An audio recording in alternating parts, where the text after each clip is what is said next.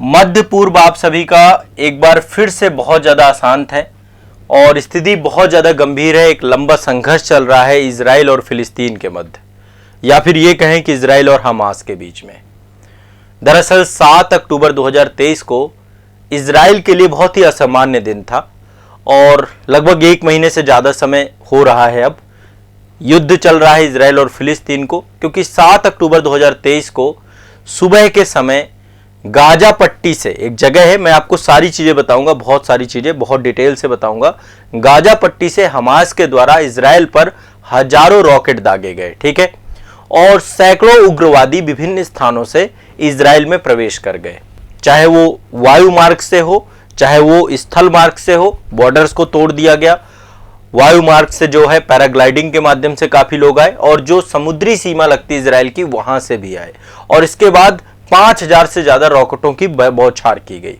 और ये रॉकेटों की बौछार इतनी ज्यादा तीव्र थी, इतनी बड़ी संख्या में थी कि जो इजराइल का जो एक डिफेंस सिस्टम है आपका, जिसको हम आयरन डोम कहते हैं, उसको भी भेदने में सफल रहा, ठीक है। यरूशलेम जैसे अंदरूनी हिस्से भी इसके दायरे में आ गए। इजराइल को पूरी तरीके से चपेट में लेने की कोशिश की गई, ठीक है। तो 7 अक्टूबर से यह स्थिति बहुत गंभीर बनी हुई है और 7 अक्टूबर का दिन इजराइल के लिए विफलता के रूप में भी दर्ज किया गया, क्योंकि इजराइल का जो नाम है एक डिफेंस सिक्योरिटी के तौर पे कि अंतर्राष्ट्रीय स्तर पे इजराइल ऐसा देश है जो सुरक्षित है, जिसने अपनी सीमाओं को सुरक्षित कर रखा है, तकनीकी से लैस है, उसको पूरी तरीके से ध्वस्त कर दिया गया। बहुत सारे लोगों को बंधक बना लिया गया। तब से जो है आप लोग लगातार मीडिया में, चैनलों में चर्चा आप सुन रहे होंगे इजराइल फिलिस्तीन, इजराइल हमास युद्ध को लेकर। देखिए, मेरा उद्देश्य क्या है इस सेशन का कि मैं आप सभी को आपके परीक्षा उपयोगी जो एक कॉन्सेप्ट है उसको डिस्कस कर सकूं और कई सारे मुद्दों पर चर्चा करूं। तो बात एक सेशन से नहीं होगी, हम लगभग इसको लेकर 4 से 5 सेशन लेंगे, जिसमें कई मुद्दों को लेकर चर्चा करेंगे, बहुत डिटेल से चर्चा करेंगे, धीरे धीरे आपकी समझ में विकसित करूंगा। तो इसको लेकर लगभग 5 सेशन आएंगे। इससे पहले भी मैंने वैसे क्लास वगैरह में तो बहुत डिटेल से बता रखा है, क्योंकि ये समस्या आज की होती तो ठीक बात है, ये तो बहुत पुरानी समस्या है ना, आज की समस्या नहीं है। 1947 जब हमारा देश आजाद हुआ था तब की समस्या है, आपकी तब की समस्या है। और आपको मैंने हमेशा बताया कि जहां जहां ब्रिटिश गए हैं इन्होंने समस्याओं को जन्म दिया है, ठीक है, इनका बहुत बड़ा योगदान है। मतलब ब्रिटिशर्स के द्वारा जिस तरीके से स्थिति बनाई गई है ना पूरे विश्व की, बहुत ज्यादा योगदान है। और जब पहले यहाँ पे क्योंकि अंग्रेज ही थे, अंग्रेजों का ही यहाँ पे शासन था, और इजराइल फिलिस्तीन संघर्ष को लेकर के स्थिति चालू होती है 29 नवंबर 1947 को, जब संयुक्त राष्ट्र के द्वारा प्रस्ताव 181, जिसे विभाजन प्रस्ताव के रूप में जाना जाता है, हमारे देश का भी विभाजन किया गया 14 अगस्त 1947 को जो है, और 29 नवंबर 1947 को संयुक्त राष्ट्र यूनाइटेड नेशन इसमें सम्मिलित है, उसके द्वारा प्रस्ताव 181 लेकर के आया गया था। इसे विभाजन प्रस्ताव के रूप में जाना जाता है, इसको पास किया गया, ठीक है। और इसके तहत ब्रिटिश शासन के अधीन जो फिलिस्तीन क्षेत्र था उसको यहूदी और अरब राज्यों में विभाजित करने का फैसला किया गया। यरूशलेम वाले क्षेत्र को संयुक्त राष्ट्र के द्वारा अपने अंतरराष्ट्रीय नियंत्रण में रखने का फैसला किया गया। तो पूरी स्टोरी, पूरा बैकग्राउंड मैं यहां पे आपके साथ डिस्कस करूंगा। सबसे पहले कई सारे नाम आप लोग इस समय सुन रहे होंगे मीडिया में, गाजा पट्टी का नाम सुन रहे होंगे, इजराइल का नाम आप सुन रहे हैं, है ना। आप में से बहुत सारे लोग ऐसे होंगे जिनको लोकेशन ही नहीं पता होगी, बस सुन रहे हैं न्यूज में, क्योंकि न्यूज में क्या होता है वो तो सिर्फ और सिर्फ बॉल टू बॉल कमेंट्री होती है, वहां पे उस पे बात बनेगी नहीं। हमें हर चीज को बहुत गहराई से समझना पड़ेगा और हर मुद्दे को जब हम डिस्कस करेंगे ना तो शायद आपको बहुत चीजें खुल के आएंगी। आखिरकार क्यों इजराइल और फिलिस्तीन आपस में लड़ रहे हैं, इसको समझने की कोशिश करेंगे। क्या गाजा पट्टी क्या है, इजराइल क्या है, पहले तो इजराइल का भूभाग ज्योग्राफी समझने का प्रयास करेंगे कि इजराइल की ज्योग्राफी क्या है, गाजा पट्टी क्या है आपका, है ना, इसकी ज्योग्राफी क्या है आपकी गाजा पट्टी की। अच्छा, गाजा पट्टी के अलावा भी कई सारे नाम और आ रहे हैं, जैसे अल अक्सा मस्जिद की बात हो रही है, शेख जर्राह एक जगह है उसकी बात हो रही है, वेस्ट बैंक बार बार आप लोगों को सुनाई दे रहा होगा, गाजा पट्टी आप सुन ही रहे हैं, गोलन हाइट का नाम भी आप लोगों ने सुना होगा। तो ऐसे कई सारे स्थान हैं जो स्थान चर्चा है, कई सारी बॉर्डर्स की बात आ रही है कि रफा बॉर्डर पे इतने सारे लोग हैं। तो ये सारी चीजों को हम समझने का कोशिश करेंगे और फिर इसके बाद हम बहुत डिटेल से जानने का प्रयास करेंगे कि इजराइल फिलिस्तीन संघर्ष का इतिहास क्या रहा है, कैसे इजराइल का निर्माण हुआ है ना, इसको हम समझने का प्रयास करेंगे।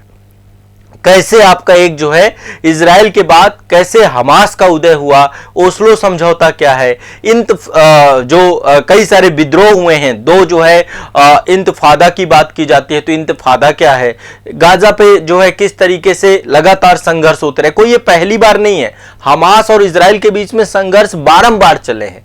तो ये बारंबार संघर्ष और युद्ध विराम की जो स्थिति रही है किस तरीके से चलती रही है, अभी वर्तमान परिदृश्य कैसा है, और जो यहां पे आसपास क्षेत्र है, रणनीतिक क्षेत्र है, इसको समझने का प्रयास करेंगे। इजराइल फिलिस्तीन संघर्ष से जो अभी अरब देशों के साथ इजराइल की एक समान स्थिति बन रही थी, वो कैसे बिगड़ती हुई दिख रही है। अरब राष्ट्र किसके साथ खड़े हैं, इजराइल के साथ कौन कौन खड़ा है, पश्चिम खड़ा है, अच्छा इसके साथ भारत कैसे खड़ा है, भारत की डिप्लोमेसी कैसे प्रभावित हो रही है। तो हम हर एक चीज को हमें समझना पड़ेगा कि भारत का रुख क्या है इस मुद्दे को लेकर के, और इजराइल फिलिस्तीन का समाधान क्या हो सकता है, क्या सॉल्यूशन हो सकता है। हमें सिर्फ समस्या तक नहीं जाना है, सॉल्यूशन पे भी हमें बात करनी है। जितने भी पक्ष खुले होंगे उसको भी हम समझने का प्रयास करेंगे। मैं आपको एक चीज और बताऊंगा, चूंकि देखिए अभी आप देखेंगे कोविड के बाद से ही जिस तरीके से रूस यूक्रेन युद्ध चालू हुआ, पूरा यूरोप आपका जो है अशांत हो गया उस अवधि में। इसके बाद इजराइल और हमास इसी बीच में, मतलब 1 साल 1.5 साल उसको चले, और फिर इसके बाद अभी भी वो चल रहा है रूस यूक्रेन युद्ध। इधर दूसरा युद्ध चालू हो गया, बीच बीच में आप देखे होंगे भारत की भी चीन के साथ 2-3 बार झड़प हुई, गलवान वैली से लेके हर जगह। तो युद्ध क्या है, युद्ध के क्या नियम होते हैं, ये सब इसी सेशन की श्रृंखला में मैं रखूंगा। तो आपको युद्ध के बारे में भी समझ में आएगा कि युद्ध किस तरीके से कोई भी युद्ध होता है, क्योंकि अभी आप देख रहे हैं कि प्रोपेगेंडा वार भी चल रहा है ना। कोई कह रहा है इतने सिविलियन मार दिए गए, हॉस्पिटल्स पे भी जो है आपका हमला किया गया, तो कई सारे। और अब आज के टाइम पे क्या होता है, मीडिया जो है वो अपनी एक अलग भूमिका रखती है, उसका एक अलग ही चीजें है। खासकर भाई कई सारे मुद्दों में मीडिया ट्रायल कर जो होता है ना, उसको भी हम समझने का प्रयास करेंगे कि ये कितना जो है प्रभावी है, कितना उचित है। और एक माहौल सा बन चुका है, और माहौल बहुत खतरनाक है, आपको भी पता है, लोगों की स्थिति क्या है पता नहीं। अरब इजराइल युद्ध कई सारे हुए हैं। पहला अरब इजराइल युद्ध 1948 में हुआ था, फिर इसके बाद दूसरा अरब इजराइल युद्ध हुआ, ठीक है। पीएलओ का जन्म हुआ, फिलिस्तीनी मुक्ति संगठन का जन्म हुआ आपका, ठीक है। और इसके बाद जो है कई सारे ऐसे वहां पे स्टेक होल्डर हुए। 1967 में अरब इजराइल युद्ध हुआ था, उसको भी समझने का प्रयास करेंगे, कैसे जो है 6 दिनों में जो है उसने कई सारे देशों को पराजित कर दिया। तो एक कई सारा मुद्दा है, उन मुद्दों को समझने का हमें प्रयास करना है, ठीक है। डिटेल से हम समझेंगे और चीजों को बताएंगे, मेरा काम यही रहेगा। पहले मैं ज्योग्राफी से स्टार्ट करूंगा आज के सेशन में, थोड़ा सा ज्योग्राफी समझते हैं। जब तक हमें ज्योग्राफी नहीं समझ में आएगी ये बातें ही रह जाएंगी, ठीक है। तो इन डिटेल में चीजों को डिस्कस करना है। देखिए हम यहां पे कोई ये डिस्कशन नहीं करने जा रहे हैं कि इजराइल सही है या फिलिस्तीन सही है, हम ये डिस्कशन में अभी नहीं जाएंगे।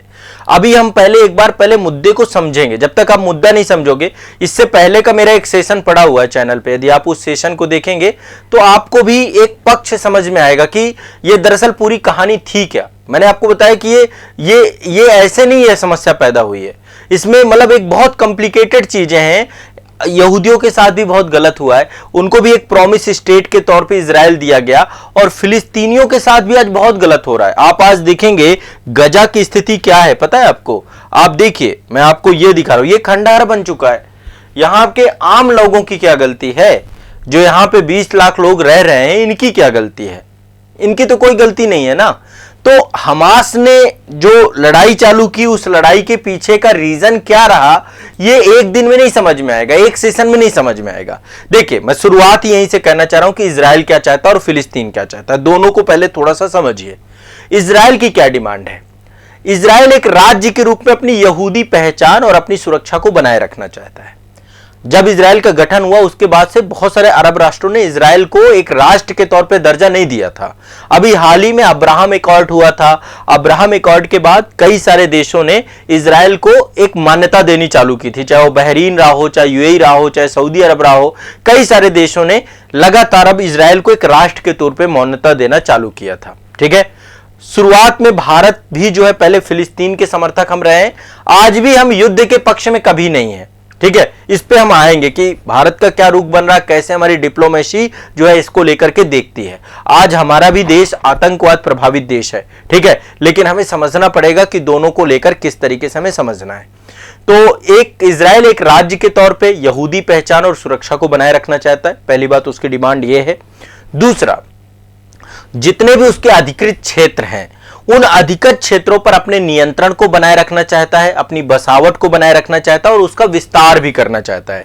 तो इजराइल अपनी यहूदी पहचान, एक इजराइल राष्ट्र को जो है लेकर के चलना चाहता है, ठीक है। इजराइल शायद मेरे ख्याल से शुद्ध ही बोल रहा हूं मैं, क्योंकि इसमें प्रोनाउंसिएशन में कहीं पर भी होता है, जैसे गाजा नहीं है गजा है शायद, है ना।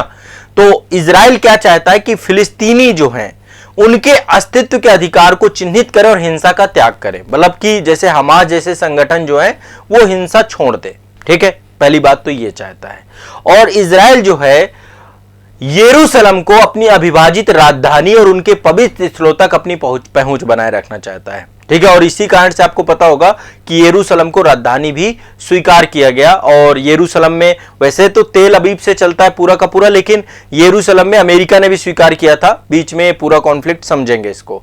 दूसरा, फिलिस्तीन क्या चाहता है? फिलिस्तीन ये चाहता है कि जो स्थल बचे हैं, जैसे वेस्ट बैंक है, गाजा पट्टी है और पूर्वी यरूशलेम है, वहां पर एक संप्रभु और स्वतंत्र फिलिस्तीन राज्य का गठन हो, ठीक है, जिस पर 1967 से इजराइल का कब्जा है।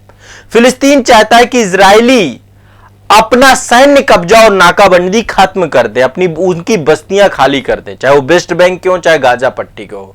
फिलिस्तीन यह भी चाहता है कि यरूशलेम उनकी राजधानी बने, किसकी? फिलिस्तीन की राजधानी बने। और जो यरूशलेम के पवित्र स्थल हैं, क्योंकि यरूशलेम आपका एक कई धर्मों का पवित्र स्थल है, चाहे वो ईसाई हो, चाहे यहूदी हो और चाहे वो आपका इस्लाम हो, ठीक है। तो फिलिस्तीन यह भी चाहता है कि यरूशलेम उसकी राजधानी बने, इधर इजराइल चाहता है कि यरूशलेम उसकी राजधानी बने। तो एक कॉन्फ्लिक्ट यही आप देख रहे हैं बहुत बड़ा है, ठीक है। और दोनों के अपने अपने इंटरेस्ट हैं। अब मैं आगे जो है थोड़ा सा पहले भूगोल की तरफ चलूंगा, फिर मैं आपको बताऊंगा ये वर्तमान परिदृश्य है और ये अभी कितना बुरा हो जाएगा पता नहीं, ठीक है। ये स्थिति खराब से बदतर होती जा रही है। ये आप देख पा रहे हैं, ये गाजा पट्टी है। पहले एक बार चलो ज्योग्राफी पे चलते हैं ताकि आप अच्छे से एक बार समझ पाओ कि यहां पे क्या क्या है, क्षेत्र हैं, ठीक है। और आप लोग को भी मैं कहूंगा, आप लोग भी थोड़ा सा एटलस लेकर के यदि क्लास करेंगे तो और अच्छा रहेगा। यहां पे आप देख पा रहे हैं, ये जो आप एक मैप देख पा रहे हैं, ये इजराइल का मैप है। यहां पे काफी सारे पक्षों को मैं चिन्हित करना चालू करूंगा, ठीक है, ध्यान रखिएगा। देखो जो स्थितियां हैं, युद्ध ऐसा ही होता है, जब भी युद्ध होगा, चाहे रूस यूक्रेन का युद्ध आप देख लीजिए, युद्ध तबाही है, युद्ध में लोग बर्बाद ही होते हैं, चाहे वो इजराइल के हों, चाहे वो गजा के हों, चाहे वो रूस के हों, चाहे यूक्रेन के हों, चाहे भारत के हों, चाहे चीन को। आपको लगता है 1962 में क्या हुआ था, 1965 में क्या हुआ था? युद्ध है ही तबाही की चीज, इसीलिए भारत कभी भी युद्ध के साथ नहीं खड़ा होता। हम वैश्विक शांति के समर्थक हैं, हम युद्ध के समर्थक कभी नहीं है।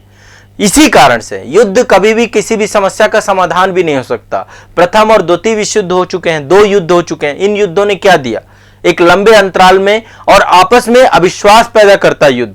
तो बातचीत से ही समाधान निकलता है, पॉसिबल ही नहीं है कि युद्ध से समाधान निकल जाए। कितनी बड़ी संख्या में बच्चे मर रहे हैं, बच्चों की स्थिति खराब है, सब कुछ सही है, लेकिन वो युद्ध की परिभाषा ही है। युद्ध विनाश का एक दूसरा रूप है, बस ये मान के चलिए आप, ठीक है। चलिए मैं एक बार जो है इजराइल के बारे में लेकर चलता हूं। इजराइल ये है आपका, मतलब क्षेत्रफल के हिसाब से देखें तो बहुत बड़ा स्टेट नहीं है, ये आप देख पा रहे हैं, बहुत छोटा सा स्टेट है आपका, बहुत छोटा सा भूभाग है। यदि हम इसकी ज्योग्राफी की बात करें तो इसके उत्तर में यहां पे लेबनान है, आप लोग देखते जाइएगा साथ साथ, ठीक है। यहां पे देखिए उत्तर में क्या है, लेबनान है, यहां पे जस्ट ऊपर आप एक बार देख रहे हैं, ये लेबनान है, ठीक है। इसके दक्षिण में मिस्र है, साउथ में इसके मिस्र है। यहां पे ये वाला जो भूभाग देख पा रहे हैं ना आपका, ये पूरा मिस्र है, ठीक है, सिनाई प्रायद्वीप और ये सारी चीजें। तो ऊपर लेबनान है, नीचे मिस्र है। यहां पर देखिए एक देश है आपका सीरिया, सीरिया भी है इसके, ठीक है। इसके पूर्वी भाग में 2 देश हैं, एक तो जॉर्डन है, दूसरा सीरिया है। ये है जॉर्डन और उत्तर इसके ऊपर यहां पे सीरिया है, ठीक है, ये भी अशांति है, यहां भी अशांति है। लेबनान में तो हिजबुल्ला ग्रुप है, वहां पर भी अशांति है, वहां पर देखेंगे।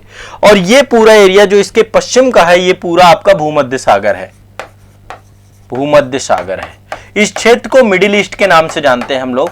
अब यहां पे जो चर्चा में है कई सारी चीजें, देखिए चारों तरफ से आप देखेंगे, एक तरफ से तो ये आपका भूमध्य सागर से घिरा हुआ है, ऊपर आपका लेबनान है, नीचे आपका मिस्र है, यहां पर आपका जो है सीरिया है, और ये आपका जो है जॉर्डन है। ठीक है, देखा जाए तो ये जो है चारों तरफ से आसपास अरब देशों से घिरा हुआ है। जिन देशों से घिरा हुआ है ये सब अरब कंट्रीज हैं। बगल में आपका ईरान है, इराक है, सऊदी अरब है, दुबई है, ये सारे देश हैं, बहरीन है। तो ये जितने भी अरब देशों के साथ घिरा हुआ है। ठीक है, और ये सारे इस्लामिक देश हैं धर्म के तौर पे।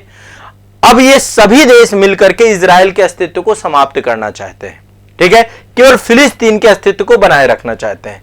अभी आपको पता होगा जैसे ये चालू हुआ संघर्ष, ईरान ने पहले समर्थन दे दिया, ठीक है, लेबनान ने समर्थन दे दिया, ऐसे करके कई सारे देश आपको देख रहे हैं सब हमास के साथ जाकर के खड़े हैं। पश्चिम पूरी तरीके से फिलिस्तीन के इजराइल के साथ खड़ा हुआ है। तो वो क्या स्थिति है अभी हम देखेंगे। पहले तो इजराइल की ज्योग्राफी आपने देखी। अब देखो यहां पर आपका जो है ये आपका मृत सागर है, यहां पे देख रहे हैं इजराइल और जॉर्डन की सीमा पर ये वेस्ट बैंक से लगा हुआ है, ये आपका मृत सागर है, यहां पे मृत सागर ऊपर, या ये आपका क्या है भूमध्य सागर, भूमध्य सागर। अब यहां पे जो चर्चा के विषय बने हुए केंद्र बिंदु, ये वाला हिस्सा देखिए, ये तो आपका गाजा पट्टी है, एक हिस्सा ये आपका है गाजा पट्टी। मैं आज आपको इसको भी डिटेल में थोड़ा सा बताऊंगा कि क्या स्थिति है। बहुत छोटा सा और संकीर्ण क्षेत्र है आपका, भूमध्य सागर से सटा हुआ है, नीचे मिस्र है, ऊपर में इजराइल है। इसमें इसकी भी ज्योग्राफी को समझेंगे हम लोग और इसको देखेंगे। सबसे ज्यादा प्रभावित यही है।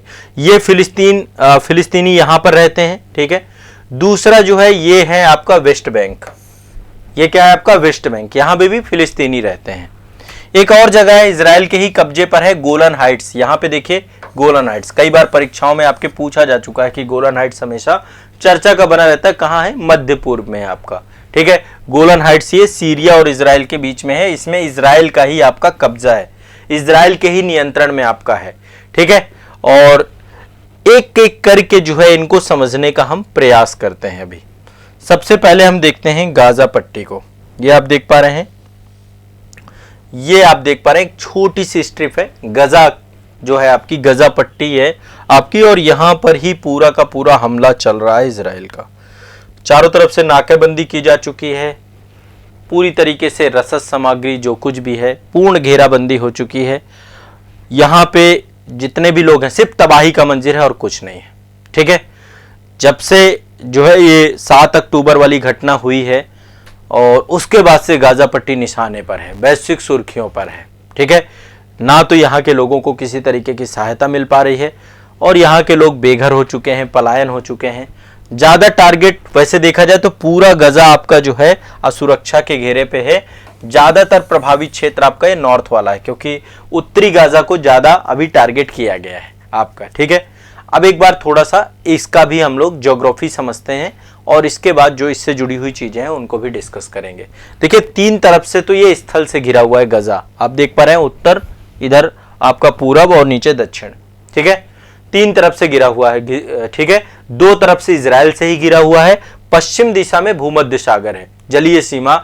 ये जलीय सीमा भी इजराइल के द्वारा नियंत्रण की जाती है, यहां पे भी इजराइल है। ठीक है, ये जो जल है आपका, यहां पर भी इजराइल की ही सीमा लगती है, इजराइल के द्वारा ही इसको किया जाता है। यहां पे भी इजराइल है, यहां पर भी इजराइल है। तो आप देखेंगे एक तरीके से ये बंद है पूरा एरिया, और ये वाला जो क्षेत्र है यहां पे मिस्र है, मिस्र है। ये वाली बॉर्डर भी आपकी लगती है कुछ। ठीक है, बाकी 3 तरफ से देखा जाए तो एक तरफ से जल से और 2 तरफ से स्थल से इजराइल के द्वारा इसको। ठीक है, अब इसमें 3 क्रॉसिंग है आपकी, मैं एक बार आपको दिखा देता हूं। इसमें 3 क्रॉसिंग है, आप लोगों ने इस समय इनका नाम बहुत सुना होगा, इन तीनों क्रॉसिंग का।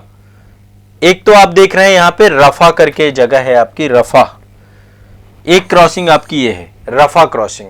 रफा क्रॉसिंग आपकी ये जो है मिस्र द्वारा नियंत्रित है, मिस्र द्वारा नियंत्रित है। जितनी भी अंतरराष्ट्रीय मदद है या फिर यहाँ पे बहुत सारे शरणार्थी आके खड़े हो गए हैं, तो मिस्र के द्वारा इसको, अभी मिस्र ने इसको सील कर रखा है, ये सारी क्रॉसिंग्स बंद है। यहाँ के लोग जो है इसी क्रॉसिंग के माध्यम से जाते हैं। ठीक है, क्लियर है, स्पष्ट है। इसके बाद दूसरी क्रॉसिंग है आपकी करीम अबू शलेम क्रॉसिंग, और एक है आपकी इरेज क्रॉसिंग। दो क्रॉसिंग आपकी और है। ठीक है, इसमें एक बार देख लेते हैं। रफा क्रॉसिंग है। ठीक है, देखिए एक बार इसको, ये तो आपका नॉर्थ गाजा है, दूसरा ये गाजा पट्टी का है, ये मध्य वाला क्षेत्र है, ये आपका खान यूनिस करके एक जगह है, और ये रफा बॉर्डर है। यहाँ पे दो क्रॉसिंग और हैं। एक क्रॉसिंग है आपकी, नाम आप लोग भी लिखते जाइएगा, रफली ये सारी चीजें चर्चा में रहेंगी, हो सकता है इनसे किसी भी तरीके से कोई भी क्वेश्चन आए। करीम अबू क्रॉसिंग मतलब सीमावर्ती क्षेत्र है, जहां पे चेक पोस्ट है, जहां से जा सकते हैं। ठीक है, जहां पे फेंसिंग नहीं है, जहां पे गेट है, जहां पे जाया जा सकता है। ठीक है, आर पार किया जा सकता है। तो एक क्रॉसिंग ये है, ये इजराइल की क्रॉसिंग है, और दूसरी क्रॉसिंग आपकी इरेज क्रॉसिंग है, इरेज क्रॉसिंग। ये तीन क्रॉसिंग है आपकी। ठीक है, और रफा क्रॉसिंग आपकी मिस्र की, दो इजराइल के द्वारा इनको किया जाता है। ठीक है, क्लियर है, स्पष्ट है, इसमें से कोई दिक्कत नहीं है। अभी जो है इन क्रॉसिंग को सील कर दिया गया है, और रफा क्रॉसिंग से ही जो है मिस्र से बात करके अंतर्राष्ट्रीय मदद जो भी जा रही है, चाहे वो भोजन सामग्री हो, चाहे जो कुछ भी हो, सब यहीं से जा रही है आपकी। ठीक है, अब गाजा पट्टी को लेकर के दो तीन बातें और, मैं थोड़ा सा यहाँ का कितना एरिया है, कितना भूभाग है, कितना क्षेत्र है, ये भी मैं आपका स्पष्ट करता हुआ चलता हूँ। ठीक है, बहुत बुरी स्थिति है गाजा पट्टी की। आप देखेंगे तो एक तरीके से इसको बहुत सारे जो अंतर्राष्ट्रीय संबंधों के जानकार हैं, इसको एक ओपन एयर प्रिजन के नाम से जो बोलते हैं, कि ये एक जेल है आपकी। बहुत सारे पत्रकारों के द्वारा, कई सारे शिक्षाविदों के द्वारा, कार्यकर्ताओं के द्वारा गाजा पट्टी की जो स्थिति है, इसको देख करके इसको ओपन प्रिजन के तौर पे, एक खुली बंद जेल है आपकी ये। ठीक है, ये एक खुली जेल के तौर पे है। यहाँ पे 22 लाख लोग जो है, लगभग 2 मिलियन से ज्यादा लोग यहाँ पे क्या हैं, 20 लाख के आसपास आबादी है आपकी, जो यहाँ पे कैद है। एक तरीके से आधारभूत सुविधाएं नहीं है यहाँ के लोगों के पास। ठीक है, ये लगातार प्रताड़ित हैं, और अभी तो स्थिति बहुत ज्यादा बुरी हो चुकी है। ठीक है, अभी तो जिस तरीके से इजराइल के द्वारा लगातार यहाँ पर हमले किए जा रहे हैं, इनके पास ना तो घर है, ना द्वार है, ना खाना है, ना पीना है, ना कुछ भी है। तो ये स्थिति बहुत ज्यादा इनकी खराब हो चुकी है। इसके बारे में एक बात ये बताता हूं। पहली बात तो जो ये आपकी गाजा पट्टी है, हमारे यदि आप इसकी तुलना करें गुरुग्राम से, गुरुग्राम गुड़गांव एक छोटा सा हरियाणा का जो है, छोटा नहीं है, बहुत ही जो है डेवलप्ड है आपका वैसे, तो इसका जो है ये टोटल आप इसको देखेंगे तो इसका 1/4 हिस्सा भी नहीं है गाजा पट्टी। बहुत छोटा सा एरिया है, इतने छोटे से हिस्से में इतनी बड़ी संख्या में लोग रह रहे हैं। ठीक है, लगभग 10 किलोमीटर के आसपास इसकी लंबाई है, 10 किलोमीटर मैक्सिमम। ये आपकी एक जगह पे 12 किलोमीटर है, और ये आपका लगभग 47 किलोमीटर के आसपास है। ठीक है, ये आपका टोटल ये 47/10 में बड़ी संख्या में लोग रहने को मजबूर हैं आपके। ठीक है, तो ये स्थिति है इसकी। अधिकतम चौड़ाई इसकी 12 किलोमीटर है, और ये 41 से 47 किलोमीटर के आसपास ये आपकी जगह है पूरी गाजा पट्टी की। अब यहां पे हुआ क्या, देखे 1967 का जब अरब इजराइल युद्ध हुआ आपका, 6 दिवसीय युद्ध से कहा जाता है, 6 दिनों में जो है इजराइल ने, तो गाजा पे अधिकार हो गया था इजराइल का, ध्यान रखिएगा, सैन्य कब्जा कर लिया था। और इजराइल ने 2005 में गाजा से अपनी बस्तियां हटा ली थी, लेकिन यहां पर व्यक्तियों और वस्तुओं की आवाजाही पर नाकाबंदी लगातार रही। ध्यान से फिर से एक बार समझिए, मैं बाकी आपको अरब इजराइल युद्ध जब बताऊंगा तो ये सारे मुद्दों पर चर्चा होगी। 1967 में एक युद्ध हुआ था अरब देश और इजराइल के बीच में, और आज तकनीकी के दम पे ही इजराइल चल रहा है, नहीं तो इतने सारे अरब देश थे, कब का ये खत्म हो जाता। तकनीकी और दूसरी बात पश्चिमी मदद, अमेरिका हमेशा साथ में खड़ा रहता है, यूरोप साथ में खड़े रहते हैं, तो उसके कारण से भी इजराइल ने अपना अस्तित्व बना रखा है।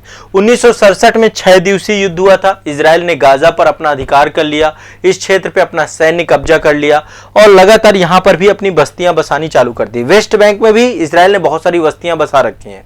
ठीक है, और इस अवधि के बाद 2005 में गाजा से इजराइल ने अपनी बस्तियां हटा ली, लेकिन नाकेबंदी रही व्यक्तियों और वस्तुओं के आने जाने पर। ठीक है, इसके बाद 2007 में हमास के द्वारा गाजा में सत्ता संभाल ली गई। ठीक है, और इसके बाद इसी के बाद जो है इजराइल और मिस्र के द्वारा अपनी सुरक्षा को ध्यान में रखते हुए पूरी तरीके से परमानेंट नाकाबंदी कर दी गई। ठीक है, बिना इजराइल के जो है परमिशन के ना तो कोई व्यक्ति वहां से बाहर जा सकता, ना तो कहीं से कुछ कर सकता, एक पूरी तरीके से बंद है आपका। ठीक है, ध्यान रखिएगा। तो नाकाबंदी गाजा की अर्थव्यवस्था को पूरी तरीके से तबाह कर चुकी है। वहां पे बड़े स्तर पर बेरोजगारी है, बड़े स्तर पे खाद्य सुरक्षा है, दूसरों की सहायता और मदद पर ही वो देश पूरी तरीके से आश्रित है। ठीक है, तो ये जो है स्थिति गाजा पट्टी की बनी हुई है आपकी। ठीक, अब वर्तमान में हमले चल रहे हैं, तो अभी स्थिति यह है कि इजराइल और हमास दोनों के द्वारा बोला गया हम कोई युद्ध विराम नहीं करने वाले हैं जब तक मुद्दे को पूरी तरीके से, अभी पूरे क्षेत्र को तबाह करना और कुछ नहीं, जब तक ये तबाह नहीं हो जाएगा। इजराइल कहता है कि यदि आप हमें युद्ध विराम करने के लिए बोल रहे हैं तो यानी कि आप कह रहे हैं कि आतंकवाद के खिलाफ हम घुटने टेक दें, और हमास अपने अस्तित्व की लड़ाई, फिलिस्तीन के अस्तित्व की लड़ाई वो भी लड़ रहा है। देखो, किसी भी प्रकार का कोई भी आतंकवादी कृत्य उसको तो स्वीकार नहीं किया जा सकता। जो हमास ने किया वो बहुत ही गलत था। 5000 रॉकेट को दागना और हर तरफ से इजराइल को जो है, शुरुआत तो हमास के द्वारा इस मामले में की गई।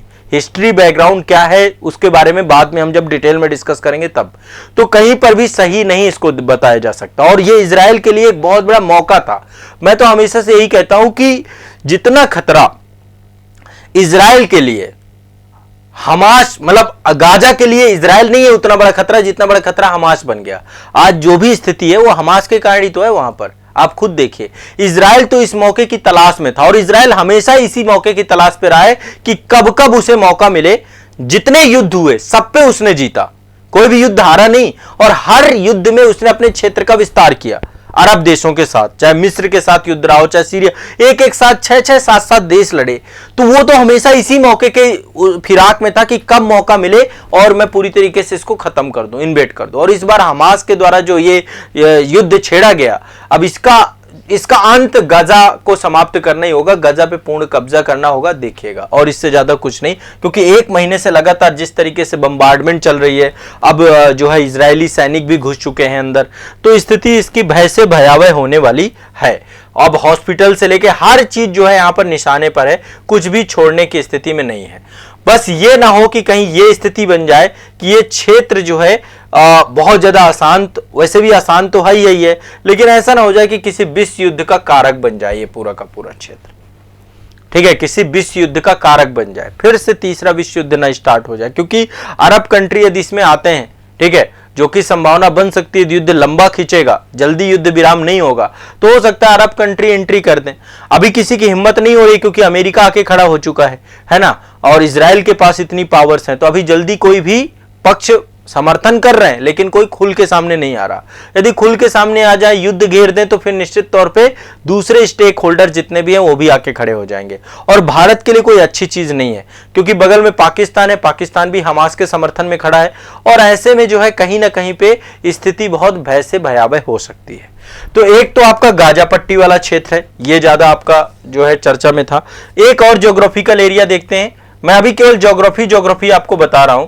दूसरा ये वेस्ट बैंक वाला क्षेत्र आप देख पा रहे हैं, वेस्ट बैंक, यहां पर भी फिलिस्तीनी रहते हैं, और ये आपका जो है इजराइल, मतलब इजराइल का एक तरीके से पूर्वी हिस्सा आप कह सकते हैं।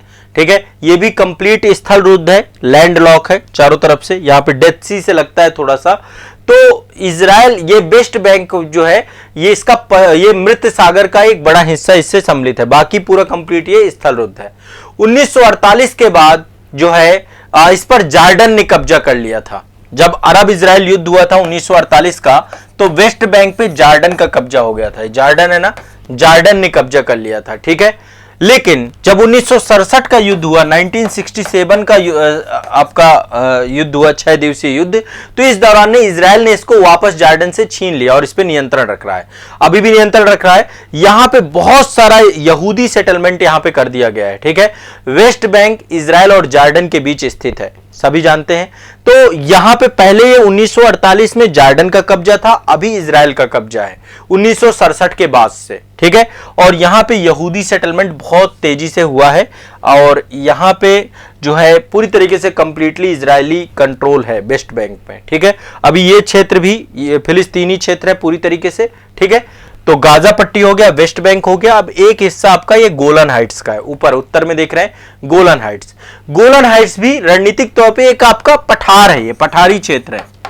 क्या है आपका पठार, गोलन हाइट्स, हाइट्स में है काफी है। 1967 में जब युद्ध हुआ था तो इसको सीरिया से जीत लिया इसने, सीरिया से 1967 के युद्ध में इसने बहुत लोगों से बहुत कुछ जीता, सिनाई प्रायद्वीप पे कब्जा कर लिया मिस्र से, है ना। तो ये आपका गोलन हाइट्स जो था आपका सीरिया से कब्जा किया गया और 1981 तक इजराइल ने इसमें प्रभावी रूप से कब्जा करके रखा, ठीक है, ध्यान रखिएगा, क्लियर है। और 2017 में अमेरिका ने आधिकारिक तौर पे यरूशलेम और गोलन हाइट्स पर इजराइल को मान्यता प्रदान कर दी। अभी यहां पर इजराइल का हिस्सा है, गोलन हाइट्स को 2017 में अमेरिका ने कहा कि ये इजराइल का ही अभिन्न हिस्सा है, ठीक है। तो गोलन हाइट्स पहले सीरिया का हिस्सा हुआ करता था, 1967 के युद्ध में इसको भी इजराइल ने अपना हिस्सा बना लिया, क्लियर है, स्पष्ट है। तो एक आपकी साइट ये है, गोलन हाइट्स हो गया, वेस्ट बैंक हो गया और यहां पे आपका ये हो गया। अब आपको पता है यहां पे एक धार्मिक पक्ष बहुत ज्यादा लगा हुआ है। धार्मिक पक्ष क्या लगा हुआ है, ये क्षेत्र जो है आपका तीन जो धर्म है, ईसाई, यहूदी और मुसलमानों, इनको, इन तीनों के लिए बहुत ही ज्यादा इंपॉर्टेंट है। इस्लामी आस्था का सबसे पवित्र स्थल यहां पे अल अक्सा मस्जिद है, एक मस्जिद है आपका, और मुस्लिम हरम अल शरीफ, और यहां पे यहूदियों के लिए आपका टेंपल माउंट है और अल अक्सा मंदिर जो है आप, मस्जिद जो है आपकी, वो आपका यहां पर मुस्लिमों की आस्था का प्रतीक है, ठीक है। और ये चूंकि ईसा मसीह से जुड़ा हुआ है यरूशलेम वाला क्षेत्र, तो इसलिए ईसाइयों के लिए बहुत ज्यादा इंपॉर्टेंट है, ठीक है। तो ये पूरा का पूरा एक धार्मिक आस्था का केंद्र भी बना हुआ है, धार्मिक आस्था का केंद्र है आपका यरूशलेम, धार्मिक केंद्र के तौर पे। तीन धर्मों के बीच में कॉन्फ्लिक्ट है, ईसाई, यहूदी और अरब यानी इस्लाम। अब सभी चाहते हैं कि यहां पर उनका क्या रहे, कि स्थापत्य रहे उनका जो है। अमेरिका आज क्यों खड़ा है, क्योंकि उसको भी यहां पे अपना इंटरेस्ट दिख रहा है यरूशलेम में। तो धार्मिक पहचान के तौर पे भी ये पूरा क्षेत्र बहुत ज्यादा अशांत बना हुआ है, धर्म का पुट भी है इसमें, ठीक है। एक अस्तित्व की लड़ाई है लेकिन धर्म का तत्व तो सबसे ज्यादा है, यहूदी वर्सेस इस्लाम में कन्वर्ट हो चुका है ये पूरा का पूरा युद्ध, ठीक है। इसी तरीके से एक जगह और है यहां पे शेख जर्राह, ठीक है, शेख जर्राह, शेख जर्राह। जब यहां पे इजराइल वाले भूभाग में यहूदियों का आगमन होना चालू होता है, तो 1948 में जब यहां पे युद्ध होना चालू होता है, तो बहुत सारे फिलिस्तीनी जो है यहां से क्या हुए, घरों से बेदखल कर दिए गए और इस जगह से वो कहां पर चले गए, शेख जर्राह चले गए, ठीक है। फिलिस्तीनी परिवारों का 28 परिवार पूर्वी यरूशलेम में शेख जर्राह वाली जगह पे रहता है। तो यरूशलेम पे ही एक जगह आपकी शेख जर्राह, ये है आपका यरूशलेम, वेस्ट बैंक से लगा हुआ ये पूरा क्षेत्र यरूशलेम, यहीं पर आपकी एक जगह शेख जर्राह। तो ये जगह भी आपका जो है काफी ज्यादा चर्चा में बना हुआ है, ठीक है। तो एक तो शेख जर्राह हो गया, वेस्ट बैंक हो गया, गाजा पट्टी हो गया, गोलन हाइट्स हो गया, अल अक्सा मस्जिद हो गई, यरूशलेम का मुद्दा हो गया, है ना। यहाँ पे यहूदी टेंपल माउंट है और यहूदी इसको सबसे अपना जो है सबसे प्राचीन जो है स्थल मानते हैं।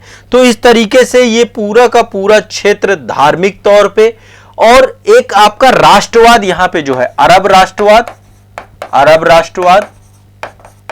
वर्सेस यहूदी राष्ट्रवाद का मुद्दा है, पूरा पूरा यहूदी राष्ट्रवाद का मुद्दा है।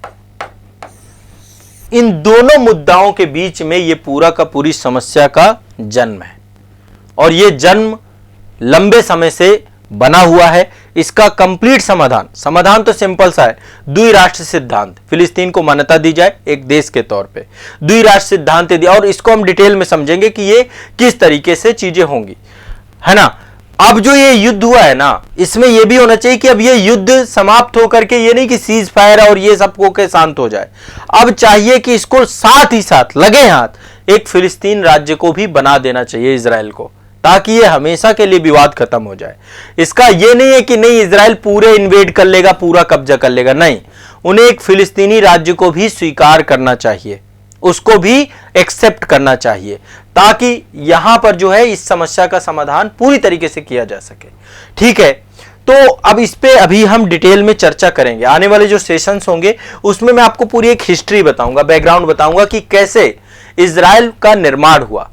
ठीक है, इसकी शुरुआत कहां से देखी जा सकती है, कैसे यहां पे पहले यहूदी थे, फिर यहां से वो बाहर गए, फिर इसके बाद उनके ऊपर जो है जिस तरीके से हिटलर ने किया, 1917 में प्रथम विश्व युद्ध हुआ, फिर बाल्फोर घोषणा हुई आपकी, फिर उनके लिए एक जो है जूइश पीपल के लिए एक नेशनल होम बनाने की बात हुई, एक प्रॉमिस किया गया, उनके लिए समर्थन व्यक्त किया गया, फिर द्वितीय विश्व युद्ध हुआ और द्वितीय विश्व युद्ध के बाद यूएन ने एक योजना बनाई और उस योजना का परिणाम रहा कि यहां पे फिर किस तरीके से यहां पे कॉन्फ्लिक्ट चालू हुए, फिलिस्तीन और इजराइल के बीच में विवाद हुआ। तो इसका जो हिस्टोरिकल बैकग्राउंड है नेक्स्ट सेशन में मैं बताऊंगा।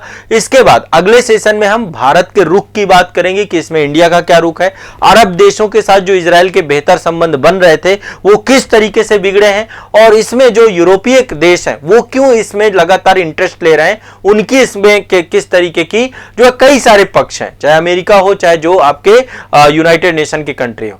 अभी जो है रसिया जो है वो भी अपना एक स्टैंड क्लियर नहीं कर पा रहा है, लेकिन निश्चित तौर पर उसको अमेरिका के खिलाफ हमेशा रूस और अमेरिका के बीच में एक जो है हमेशा एक कॉन्फ्लिक्ट रहता है, तो अभी रूस अमेरिका के खिलाफ खड़ा है। ठीक है, तो क्योंकि वो कहता है कि इस समस्या की जड़ जो है अमेरिका ने पैदा की है, अमेरिका की नीतियों का परिणाम रहा है ये। बिल्कुल साझा तौर पे इन्हीं देशों की जिम्मेदारी है, जिन देशों ने यहां पर राज किया उन्हीं देशों ने इस पूरे क्षेत्र को अशांत किया। ठीक है, तो इस पे हम डिस्कशन करेंगे, डिटेल डिस्कशन होगा, अभी एक एक करके सारी चीजों को लेकर डिस्कस करेंगे। ठीक है, तो एक जो है लंबा टाइम पीरियड लगेगा, एक एक चीजों को लेकर के हमें चर्चा करनी है, डिस्कशन करना है, फिर हम युद्ध के बारे में चर्चा करेंगे। एक अंतिम सेशन में रखूंगा इसका कि युद्ध क्या है, युद्ध के क्या क्या परिणाम हो सकते हैं।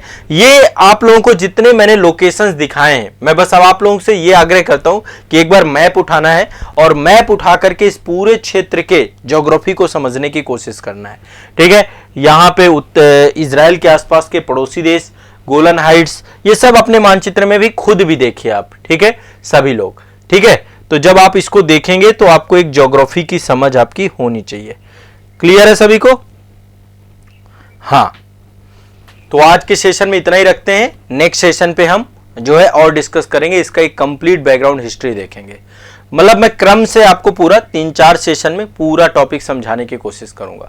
फिर इसके बाद आप भी देखो, आप मीडिया देख रहे हैं तो मीडिया को देखने के बाद आपका भी एक स्टैंड डेवलप हो रहा होगा, आपका एक व्यू पॉइंट डेवलप हो रहा होगा। हमें कल के दिन जब आप इंटरव्यू में जाओगे ना, तो इस मुद्दे के समाधान को लेकर आपका पक्ष जाना जाएगा। आपको भी अपना एक पक्ष बनाना होगा और बहुत तार्किक पक्ष बनाना होगा कि आप क्यों इसके साथ खड़े हैं। तो इसको पहले जब तक हमारे पास पूरे तथ्य नहीं होंगे, है ना, तब तक हम इस पे क्या डिस्कशन करेंगे। तो तथ्यों को लेकर एक कंप्लीट आपकी समझ विकसित हो, ये मेरा पूरा का पूरा उद्देश्य है इस पूरे सेशन में। इसको अभी आप लोग न्यूट्रल होकर के चीजों को देखना है, कभी कोई एक पक्ष और एक पूरा अवधारणा नहीं बनानी है। जब न्यूट्रल होकर के देखेंगे तब आपको तस्वीर ज्यादा साफ होगी। ठीक है, ध्यान रखिएगा इस मुद्दे को। ठीक है, चलिए मिलते हैं अगले अंक में, अगले सेशन में मैं इसको डिटेल में डिस्कस आगे करूंगा। चलिए।